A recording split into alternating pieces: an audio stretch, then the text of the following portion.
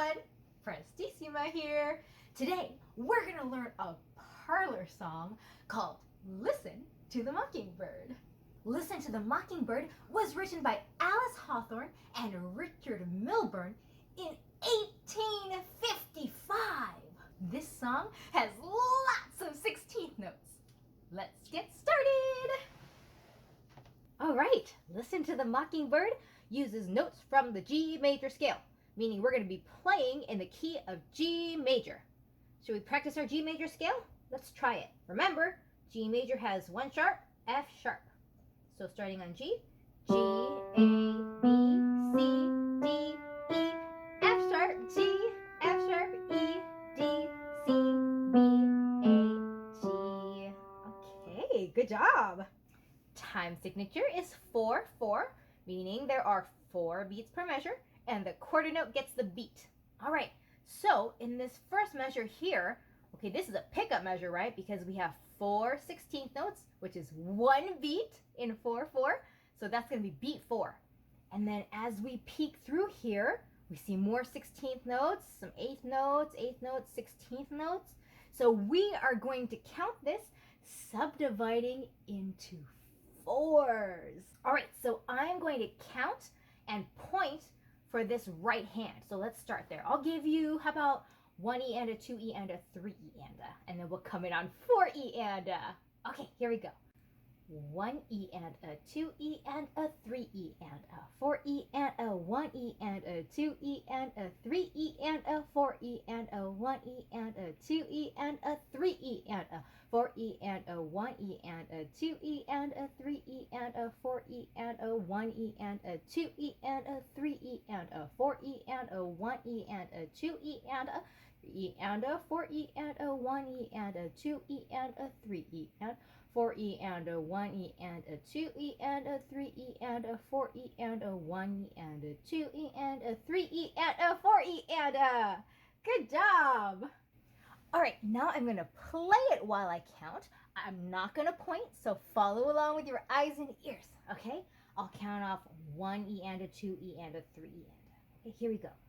1 E and a 2 E and a 3 E and a 4 E and a 1 and 2 E and a 3 E and a 4 E and a 1 E and a 2 E and a 3 E and a 4 E and a 1 E and a 2 E and 3 E and a 4 E and a 1 E and a 2 E and a 3 E and 4 E and a 1 and 2 and 3 and 4 E and a 1 E and a 2 E and a 3 E and 4 E and a 1 E and a 2 E and a 3 E and a 4 E and a 1 E and a 2 E and a 3 E and a 4 E and a. All right, now we're going to count the left hand. So let's take a quick look here. There's an interesting pattern right here. Okay, this is a dotted 8th with a 16th, right? So we have 3 16th notes here and 1 16th note here. So that's 4 E and because this is beat 4, right? So 4 E and 4 E and then this is That's 4 16ths, okay? So when we get there, that's what we're looking for. But let's go ahead and count it. We're going to still count it dividing in 4 so we can see all the breakdowns of the beats. So I'll give you 4, counting off with subdivisions of 4, and then we'll start here. So 1 E and a 2 E and a 3 E and a 4 E and a 1 E and a 2 E and a 3 E and a 4 E and a 1 E and a 2 E and 3 E and a 4 E and a 1 E and a 2 E and a 3 E and a 4 E and a 1 E and a 2 E and a 3 E and a 4 E and 1 E and a 2 E and a 3 E and a 4 E and a 1 E and a 2 E and a 3 E and a 4 E and a E and a 2 E and a 3 E and a 4 E and a 1 E and a 2 E and a 3 E and a 4 E and a. Excellent. All right. Now I'm going to play and count the left hand, but I'm not going to point, so follow along with your eyes and ears. I'll count off 4 for you. Ready? 1 E and a 2 E and a 3 E and a 4 E and a 1 E and a 2 E and a 3 E and a 4 E and 1 E and a 2 E and a 3 E and a 4 E and a 1 E and a 2 E and a 3 E and a 4 E and 1 E and a 2 E and a 3 E and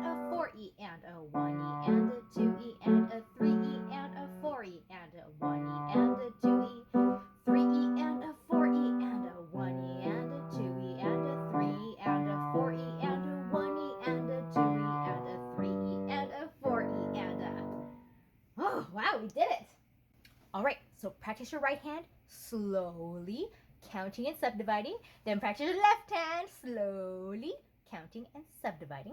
And then we're going to put the two hands together, and then we're going to learn the lyrics and sing while we play. And then we're going to learn the solfege and sing that while we play. Let me give you some tips. Okay, so anywhere you see fingerings written in, let's go ahead and use those fingerings, because that suggestion is probably going to make it easier for us. But anywhere you don't see fingerings, we're going to figure it out, right?